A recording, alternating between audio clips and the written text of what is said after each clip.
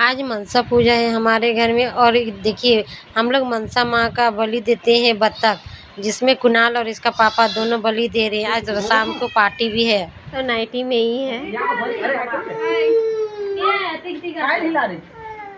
ये देखिए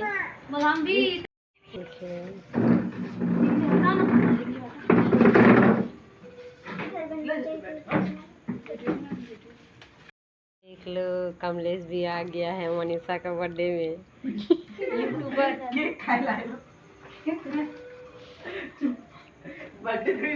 अभी खड़ा है, आरती ले रहा है।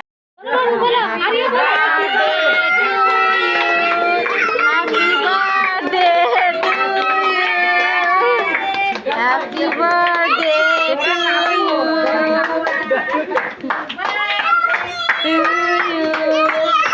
Happy birthday to you. हंसो हंसो हंसो बोलो बोलो रे, हैप्पी बर्थडे टू यू।